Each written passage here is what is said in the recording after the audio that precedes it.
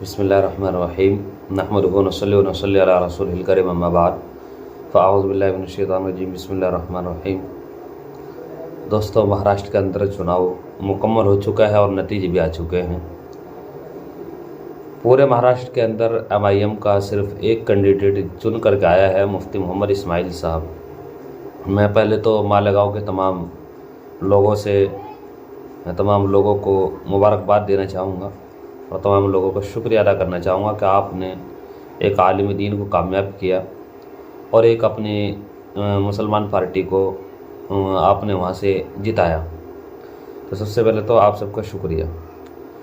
एक पूरे महाराष्ट्र के अंदर MIM ने तकरीबन 20 या गालिबन 17 इतने ही कैंडिडेट शायद उतारे थे, लेकिन उन तमाम कैंडिडेटों में चुनकर के सिर्फ एक आए। लेकिन इन सारे कैंडिडेटों में अगर हारने का सबसे ज़्यादा किसी का दुख है तो वो है इम्तियाज़ जलील साहब।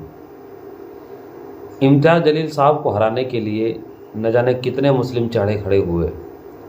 यकीनन किसी ने बड़ी खूबसूरत बात कही है, गालिबन सुल्तान सलाहुद्दीन अय्यूबी साहब का कौल है कि मैं 1000 दुश्मनों से तने तनहा लड़ सकता हूँ, लेकिन अपनी सफ़ों में छुपे हुए गद्दारों से नहीं लड़ सकता।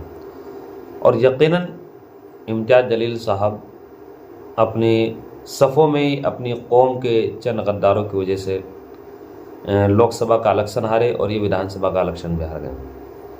जब तक मीर जाफ़र और मीर सादिक हमारी कौम में पैदा होते रहेंगे, हमारे कौम के दिलेर इंसान, हमारे कौम के मर्द मुजाहिद इसी तरीके से हारते रहेंगे।